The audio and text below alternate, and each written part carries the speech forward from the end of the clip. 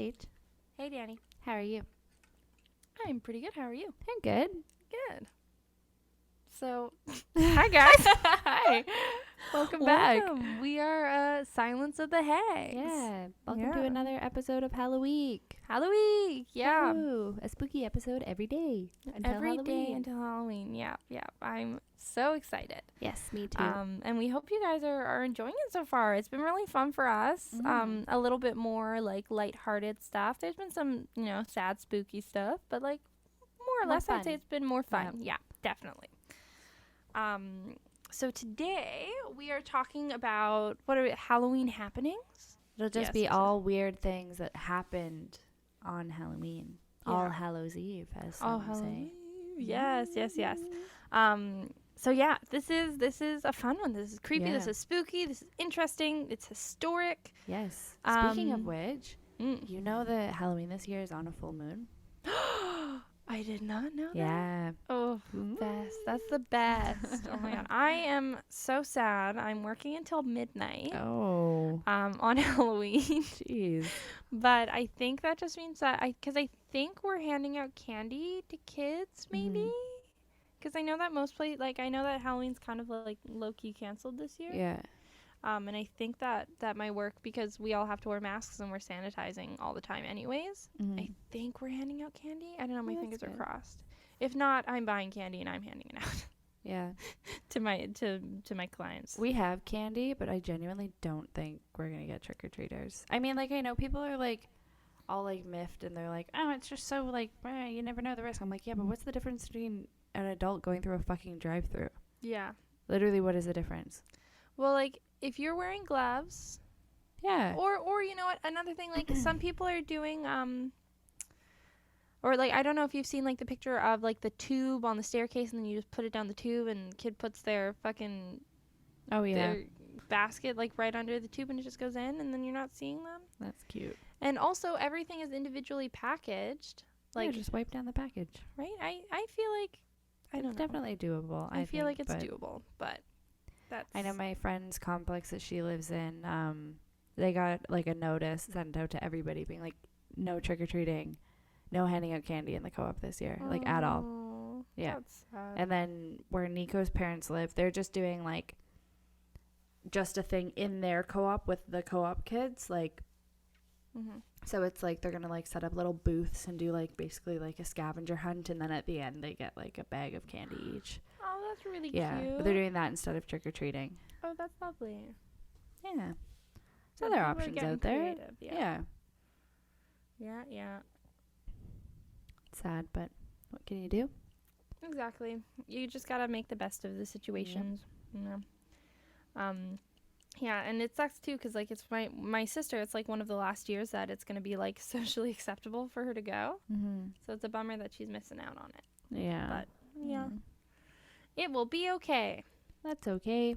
Well, let's dive into some Halloween happenings. yeah, let's go. I think it's sorry. I No, think it's it's all good. your turn to start. Yes, ma'am. I love it. Let's go. Oh, I don't know which one I want to do first. Ooh, flip a coin. Flip a coin, any coin. Get the coin flip app on your phone. Let's see. Let's do this one. This is a short one.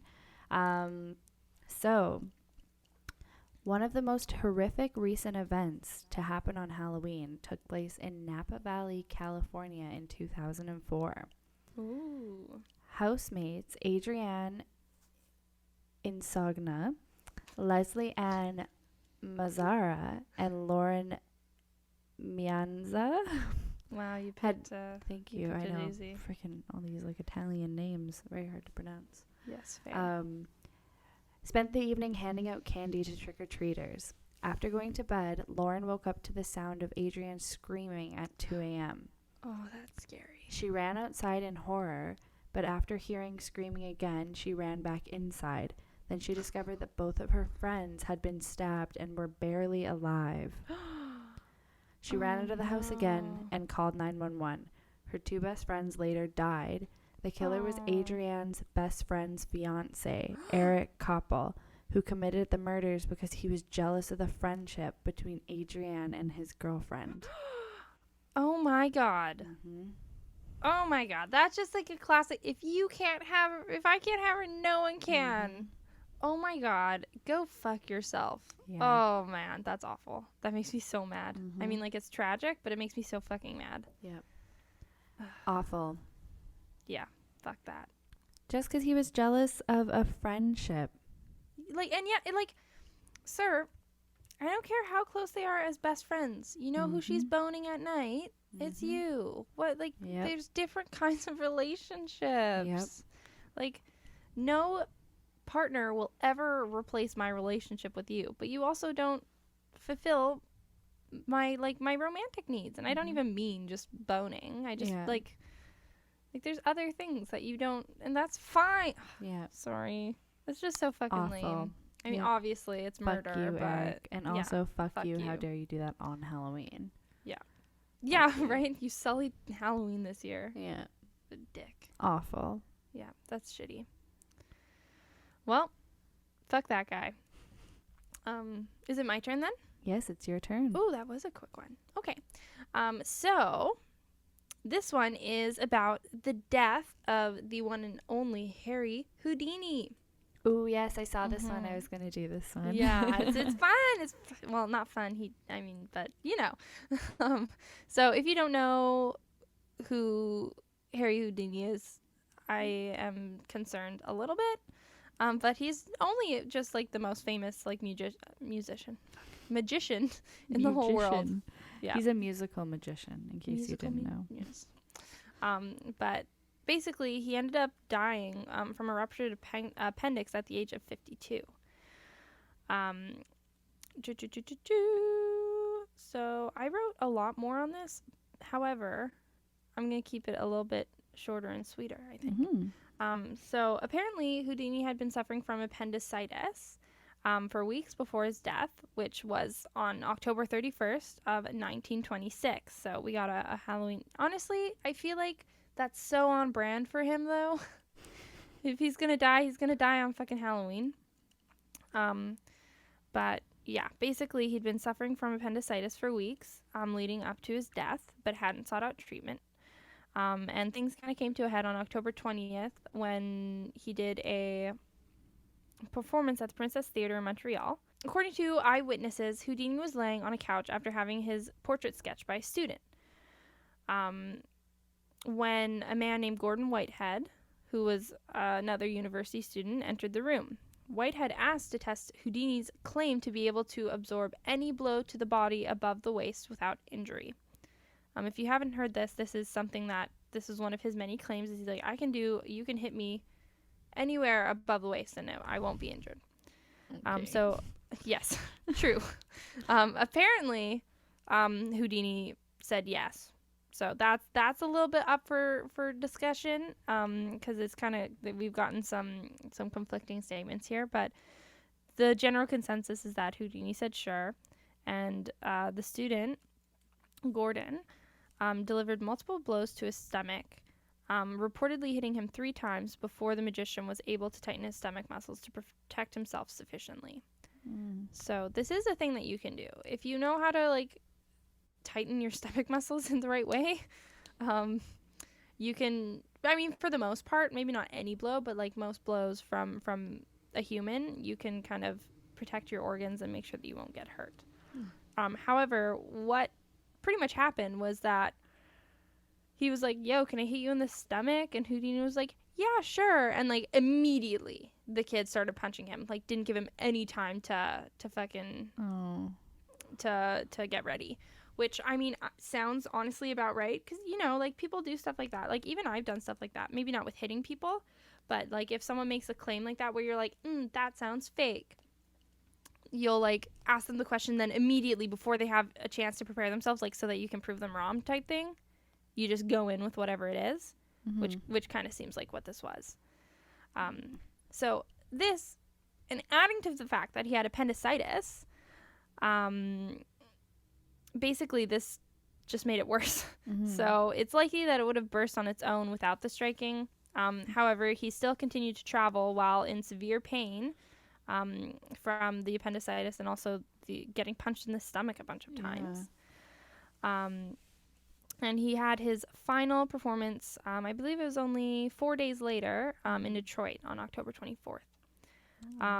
Even though he had a fever of 104 and a diagnosis of acute appendicitis. He had the diagnosis? Yeah, he was diagnosed. Oh my god. And he fucking was like, no, the show must go on. What? Yeah. Mm. So when Houdini had surgery to remove his appendix later that afternoon after the show, doctors discovered it had ruptured and that he was suffering from peritonitis. He died 7 days later on October 31st at age 52. Jeez. Yeah. Oh, you're just going because you're stubborn. Literally. I just think it's like performing was his entire life. Yeah. So, like, that's all he did. That's all he wanted to do. That's how he made his money. He just traveled and did these crazy feats. Yeah. So, I think, honestly, it was probably like, well, if I can't do my shows, I don't want to be alive anyways. So, if this kills me, at least it kills me doing what I love, you know? I mean, I guess. I was going to say, do I agree with that? Absolutely not. But I think that was probably the... Harry, why? Yeah, right, Harry? Why, bud? Yeah, so our poor Harry, he died on October 31st. Oh. So, very sad. Yeah. Very sad. Kind of, yeah, and, I mean, it's a little ironic, but we're just going to not talk about that. Yeah, he was only 52, which I guess, however long ago, that wasn't too young, but still. Mm-hmm. Very sad. Yeah, that is very sad. That is my first Halloween happening. Ooh, that was a good one. Thank you. My next one is quite a bit longer, so I'm excited for your next one. But before that, it is your turn. I'm excited for yours, too. It is my turn. Mm-hmm. Okay, so mine is about little Nema Louise Carter. Oh. Yes. So on October 31st in 1977, 1-year-old Nema Louise Carter went missing from her cradle. Since all the windows and doors in her room were locked shut, it was believed that the abductor actually hid in her closet. Yes. Oh, that's so fucking creepy. So the door to the Carter's home remained securely locked, as it had been the night that they put her to sleep, and there was no sign of Nema in the house. Oh, God. Yes. Can you imagine? So this happened on Halloween night in 1977. A month went by before she was found in a fridge in an old abandoned house nearby. She had died of asphyxiation. Oh, that's brutal. So obviously the suspicious part of this is that her window was locked, the door was locked, everything was locked. Like, somebody who came into the house had to have had a way in and out of that house, like, discreetly. So both Rose and Nema's father, George, passed a lie detector test, confirming that they were not responsible for their daughter's abduction or their death. So it wasn't the parents. At least there's that. Yeah, but there was nobody else in the house on that night. So the question kind of remains, who abducted Nema? So before her mysterious disappearance, there were actually several chilling clues to something sinister that was going on in the small town of Lawton, Oklahoma. So just 2 months before Nema's abduction, the family's beloved dog was found dead. It had been poisoned. And just a few days later, they returned to find their house had been vandalized. Oh. So this happened before the abduction of Nema. So their dog was poisoned and their house was vandalized. So what makes the case even creepier, it's actually still, the case of Nema is still unsolved. Oh, Jesus. So the previous 3-year-old twin girls in the same town had gone missing 2 years earlier. So their names were Mary Elizabeth and Augustine Lena Carpitcher. So they were lured out of their home by their babysitter, Jackie Robideau. They were taken to an abandoned house and locked in an old fridge. 2 days later... Fuck you, Jackie. Yep. 2 days later, after they were taken, Mary suffocated and died, but her twin sister, Augustine, was still desperately crying out for help. Her screams were eventually heard by children playing nearby, and she was rescued. Oh, good. Yep. Augustine told everybody her babysitter was responsible, but even with an eyewitness, it took over 3 years for Robideau to be convicted. What? Yeah. What the fuck? Yep. Oh my god. Yeah. I think that's an interesting one to go in on because I know there's like a longer story about Jackie Robideau and the girls. But yeah. That might deserve an episode of its own. A whole episode, yeah. Yeah. Because I want to know more. I want to know what the fuck. Yep. So little Nima, she was taken, no sign of entry, no sign of exit from her house, and she was found in a fridge in an abandoned house in the same town that this has already happened in. So obviously it was fucking Jackie. Some people think so, but some people also think it might have been like a copycat, some sort of something like paranormal. Oh. Because it went back to the same house. Yeah. Yeah, actually, that's a good call. Sorry, because one of the two little girls survived. Yeah, and one obviously then didn't. Yeah. Interesting. That's fucking creepy. Ooh, that's Very a good one. Creepy. Yeah. I'm requesting that you do a full episode on that at some point because that I want to know more. Ugh, creepy. All right. Well, moving on to something also creepy, but not that kind of creepy.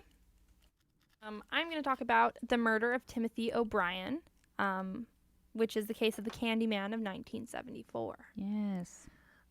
So Ronald Clark O'Brien lived with his wife, Dani, in Deer Park, Texas, with their 2 children, their son Timothy, who was 8, and their daughter Elizabeth, who was 5.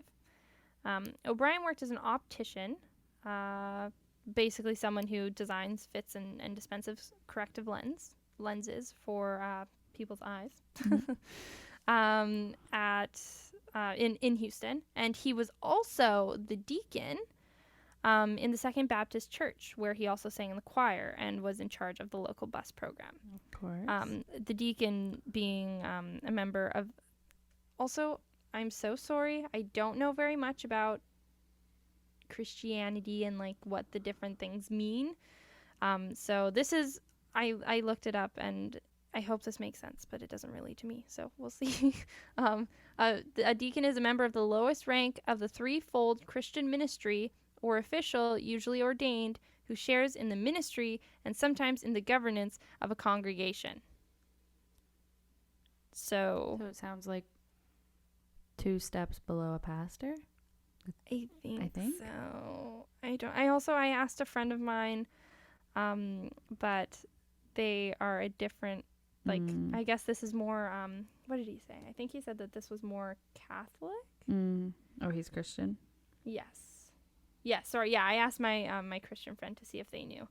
And I think that, let me see exactly what he said. Yeah, he said deacon is more related to the Catholic Church, and he's more of Protestant.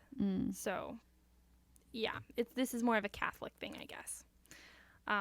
Anywho, please, if you know the answer, send it to me, and I will correct myself on our next episode. But anywho, so basically, he's just supposed to be an all-around really good person. He is really involved in the church. He sings in the choir.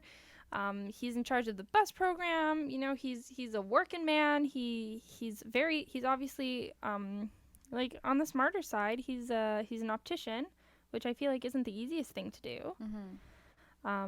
Yeah. So on October 31st, in 1974, O'Brien and his neighbor took his kids and the 2 neighboring children trick-or-treating in Texas, and his wife stayed home. After visiting a home where the occupant failed to answer the door, the children grew impatient and ran ahead to the next home while O'Brien stayed behind. He eventually caught up with the group and produced 5 21-inch pixie sticks. So those are like the bigger guys. Like those are the long pixie sticks. And for those of you who don't know what a pixie stick is, I talked about them before. Used to snort them as a child, like once. Sorry, Mom. It's just basically literally a tube of just straight flavored sugar. In which he claimed the occupant of the house that they had visited that hadn't answered the door had given him after everyone went on ahead. So before bed, after they got home, they ended up leaving pretty early because it was raining, so they didn't go to too many houses. So before bed, Timothy asked to eat some of the candy he had collected, choosing the pixie stick.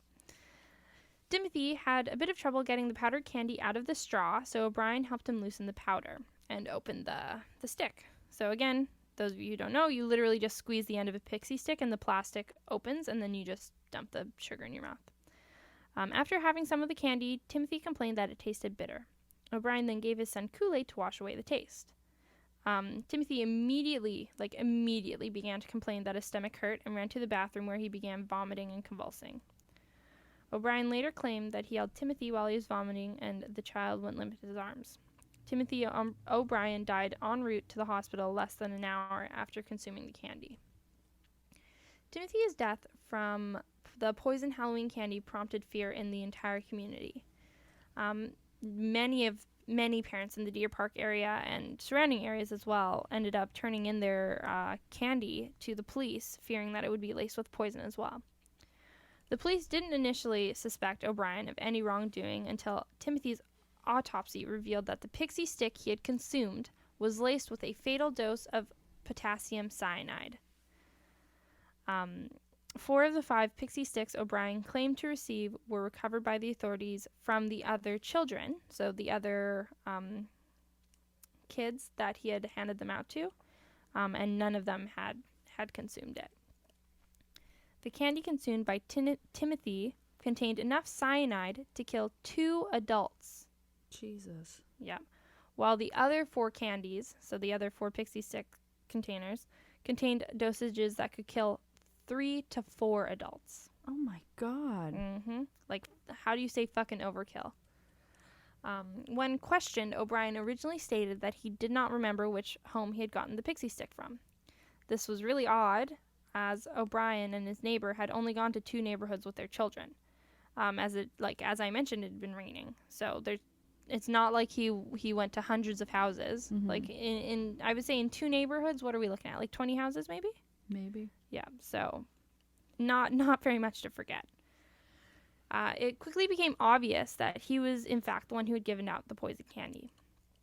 O'Brien was $100,000 in debt and had poisoned his son Timothy in order to collect his life insurance policy. O'Brien also distributed poison candy to his daughter and the 3 other children in an attempt to cover up his crime, so it wouldn't look like he had only given it to Timothy. However, neither his daughter nor the other children ate the poison candy. In January of 1974, he had taken out $10,000, which is equivalent to $51,000, just by the way, in the year of 2019. And so he had taken out $10,000 life insurance policies on both of his children. 1 month before Timothy's death, O'Brien took out an additional $20,000 on both children, despite objections of his life insurance agency. And in the days preceding Timothy's death, he had taken out another $20,000 policy on each child. Jesus. So at this point, each kid is at, $50,000, which, $100,000. That's his debt. Yeah. So the various policies ended up totaling over $60,000, which in today's money is equal to $311,000. O'Brien's wife maintains that she had no idea about the life insurance policies. Police also learned that on the morning after Timothy's death, O'Brien had called his insurance company to inquire about collecting the policies he had taken out on his son. Oh, nice. Yeah. After learning that O'Brien had visited a chemical store in Houston to buy cyanide shortly before Halloween, which he left without purchasing after learning the smallest amount available was 5 pounds, police began to suspect that Ronald O'Brien had killed his son. Yeah. Police theorized, Police theorized that O'Brien had laced the candies with poison in an effort to kill his children to collect their life insurance policies. Police repeatedly questioned O'Brien, but he maintained his innocence, which he did all the way up to his death. Really? Yeah. My God. So he was charged with capital murder and 4 counts of attempted murder, as he had given out the candies to 4 of the children. And on June 3rd in 1975, it took 46 minutes to find him guilty of this. The jury then took 71 minutes to sentence him. sentence him to death. And shortly after he was convicted, his wife filed for divorce. Yeah, good. Yeah. Jesus. Mm-hmm. Oh my God, what a piece of shit. Yeah. So 9 years later, on March 31st, 1984, shortly after midnight, O'Brien was executed by lethal injection at the Huntsville unit. Prison, of course. In his final statement, O'Brien maintained his innocence, stating that he felt the death penalty was wrong. And this isn't incredibly important, but I really, his final words were, "I forgive all, and I do mean all, those who have been involved in my death. God bless you all, and may God's best blessings be always yours." The fuck? Fuck you, buddy. Are you kidding me? And during the execution, a crowd of 300 demonstrators gathered outside the prison and cheered, while some yelled "trick or treat," and others threw candy at the anti-death penalty demonstrators. Good. Yeah, and that is the murder of Timothy O'Brien. Jeez, that's awful. What a piece of shit. Yeah. Oh my He God. literally, his plan to get out of debt was to murder his 2 children. That's awful. And he wasn't even, stealthy about it. He fucking called the life insurance agency the day next after his son Jesus died. Christ. How do I take out the money? Fuck you. Yeah. Oh, that's rotten. Yeah. So, yeah, that's, there was already a rumor, of razor blades being in candy apples and stuff like that, but this was one of the cases that really solidified the poisoning. check your fucking candy before you eat it. Yeah. I remember when I was younger, my mom just, drilling it into me, "You do not eat a single thing out of this bag until I've looked." Yeah. And then she taught me how to check my own candy. I mean, not that year. That was when I was older, but... Yeah, and now to this day, I still check just in case. Even though it's, that's not really a thing. Yeah. And, I remember hearing when I was younger that they put, marijuana in your candies and stuff, and, they drug you with weed. Oh and, my God. I'm I don't... Stop. At the time, I was oh, no, that's fucking so bad. But now I'm I don't think anyone would waste... edibles are not cheap. Yeah. they're not cheap enough to be handing them out for Halloween. Yeah. Yeah, no. So, anywho. I remember there was this lady when I was a kid, when I would go trick-or-treating, she would just hand out cans of pop. Ooh. Because she says, "There's no way you can poison pop." I was honestly, you're not wrong. You're not wrong. I remember, I remember Mom always being fine, even when I was younger, she's you can always eat chips, because all you have to do is squish the bag a little bit. Yeah. Yeah, and then you'll know. Chips are okay. Yeah, okay. chips are safe. Cans of pop are safe. Yes. Everything else, iffy. But yeah, that's the Candyman of 1974. What a piece of shit. Freaky. It's just so crazy to me, because and we find this out again and again as we look into serial killers and even just murderers. You never know. This guy was a deacon. Yep. He was in the he ran a bus program. He was in the choir. He was a stand-up member of the community. Yep. And you'd never know that he had a shit ton of debt and was willing to murder his 2 children for it. Can't judge a book by its cover. Very true. Yeah, so that was a long one, but that was a good one. It was, yeah, I was doing it, I was this is too interesting. I just need to do it all. Yeah, fair enough. Yeah. So that's that. I think that's it for us. Those are Halloween this happenings. One. Yeah. Happy Halloween happenings, everyone. Yeah. Hopefully there's no Halloween happenings this year. Have you done any Halloween-y stuff yet? Like movies or anything like that? My good friend, one of my best friends, Jen, she showed me a series that she loves. It's called Over the Garden Wall. Have you heard of it? Mm-hmm. It's really, really cute. So I think you can watch it on... I think you have to rent it from Apple, but she just had it on her computer. And it's the cutest. The episodes are only 8 episodes, and they're only 10 minutes each. So we watched the entire thing in one day. And it's got Christopher Lloyd, and it's got what's his name? Frodo Baggins. What's his name? Elijah Wood. Yes, Elijah Wood's in it. And it's just a really cute, wholesome story about two brothers who go over the garden wall in their journeys. And it's very fall, very Halloweeny, because it all happens. I think it happens on Halloween night. Mm-hmm. I think. I can't remember, but it's really cute. There's, lots of pumpkins, some witches, and some spooky stuff. Really good, like, especially if you're not into really, like, scary things. Yeah. Or if you have kids or younger siblings. Really good, wholesome show to watch with them. So thank you, Jen, for showing me that. And it's really good. I love it. It's a great one. So I would say that that's the main thing, really. Nice. I haven't done too much yet. What about you? I had a very Halloween day yesterday. I know, I'm so we freaking went jealous. out to the pumpkin patch, and they Yeah. had like animals, so we got to see some animals, some Mhm. farm animals, and then I came home and we watched. We're rewatching Haunting of Hill House. Yes. Yes, and then last night we watched Hubie Halloween, that Adam Sandler Netflix line. I haven't seen it, but the rest of my family watched it while I was working one night, and apparently it's really good. It's good. It's funny. It's like if you like stupid Adam Sandler movies, you'll like Which it. I fucking love stupid Adam Sandler. It was funny. It was like one of those just like Yeah. stupid fucking like just dumb cute, movies, but like I love that wholehearted, very fun. Yeah. Honestly, I love Adam Sandler. Me too.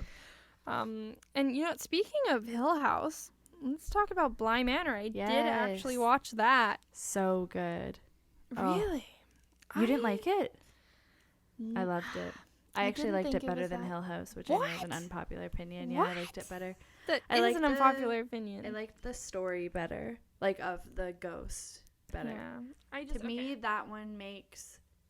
So the thing with Hill House, spoiler alert if you haven't watched it, the show's like over 2 years old, so watch it. Is it already over 2 years old? It was out when I worked at Deciem. That was when I watched it, was when I was still working there. So, Jeez, everything happened so quickly. I know. Haunting. But the thing that it didn't ruin it, but it was just like the whole thing at the end with the red room, where every time they were like seeing things or like hearing things as kids, it was just them on the other side of the door in the red room, I haven't watched it since it came out, so Okay. I don't remember that. Well, there's like scenes where Theo's like in her like little dance studio and she's like dancing, and then the doorknob starts turning. But each of the kids, like, not their bedrooms, but like their like hangout rooms, so like Luke's treehouse and everything, that was actually the red room, but the red room is always locked. So when they were trying to open the door, when Theo was freaking out thinking that a ghost was like banging on the door, it was just them on the other side of the door. Yes, I remember that. Yeah, but they didn't know they were in the red room because the red room was always locked. Yes. So like that was like, like it was nice. I did like it, but that kind of like made it like less scary. Whereas like the Bly Manor one, like, Yeah, I think we're gonna no spoiler Bly Manor only Yeah. because it's brand new. but it was like decently. I found the Bly Manor one, like, I guess scarier. Like that first episode, Really? the first episode I watched, I was like, I don't usually get like, like nervous, but like the suspense in that first episode was so good. Like they did a phenomenal job with like building suspense and like making it be like something's gonna happen, like somebody's gonna jump out, like you're just waiting for it and then nothing happens. I almost fully disagree. Almost fully. I just feel like for me, the first like 2 or 3 episodes, totally agree. Really spooky, really suspenseful. And I was like, oh, this is really interesting. But then, like, all the way up until like the last episode, nothing happens. Like, lots of stuff happens, but nothing happens. So like the entire plot of the show is in like the last 2 episodes. Yeah. And I feel like for me, I feel like something that's happening right now is, I mean, and it makes sense, but everything is turning into a movie series right now. Or not a movie series, a series of show, like a show, instead of being a movie. And I think that there wasn't enough there for Bly Manor to be a TV show. You know, So I think feel there the was too opposite. much. No, I just feel like nothing happened. And / too many things happened, but didn't really connect for me. I don't know. For me, I was just like, that's like 4 different movies in one series, but you didn't even make it make sense, really. I don't know. I disagree. Not my fave. But, like, don't get me wrong. Still super enjoyable. I think everyone should still watch it. Like, I liked it, but I didn't like it nearly as much as Hill House, I would say. And so I just love the girl, the main character as well. Oh, my God. But she was so intense in this one. I loved it. I loved it so much. It just, like, I just couldn't get used to it. It just felt like overacting. And I do really like her. I just think her character in, like, Hill House, and then also her, like, character in You were, like, very not similar. Like, obviously her character in You was like crazy, but like when she was like normal, like, and being like really nice and like cute, like she was like that's like the same character in Hill House, like, you know, like she's like really innocent and like.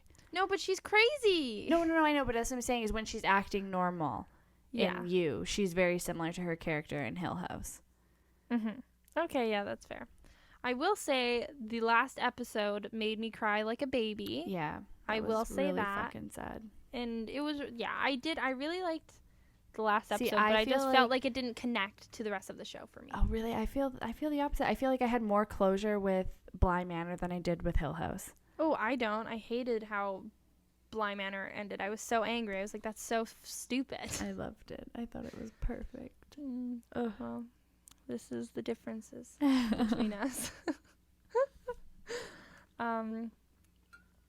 Anywho, I think that's it. Yeah. I think that's us. This has been fun. Do you wanna finish this up? Do you wanna plug our shit? Sure. As always, you can check us out on Instagram. We're Silence of the Hags. We'll post the photos and stuff of all the spooky stories we talked about today. Absolutely. And then also you can email us if you have any requests. As you already probably know, next season we're doing serial killers, but not our notorious serial killers. So don't send us Ted Bundy and Ramirez, because that'll be saved for another season. Don't you worry. We're going to get there. Yeah. We will. So you can send us your requests at silenceofthehags@gmail.com. You can listen to us on Apple Podcasts, Spotify, Pocket Casts, YouTube, Anchor. So many places. Lots of places. Yes, for all your listening needs. And please make sure to rate and review us on Apple Podcasts. That is, the number one way to really help us out and make sure that we're being seen by not only the wonderful people in our lives that have been supporting us, but maybe new people. And if you have already, thank you so much. We really appreciate the good reviews and I think we're at a 5-star rating right now, which is pretty exciting. Thank you so much, everyone. And yeah, I think that's it. Enjoy your evening or your day or whenever you're listening to this. And do some spooky shit for Halloween. But Halloween, stay like we safe said, and social distance and wear masks. Yes, when I say do spooky shit, I mean like carve a pumpkin. Yeah. Fucking make a PSL at home. I don't know, something like that. Just try to do this safe Halloween fun things. Well, we'll see you guys next time for another episode of our Halloweek. Woohoo! Awesome. Thanks so much, guys. All right. Bye-bye. Bye.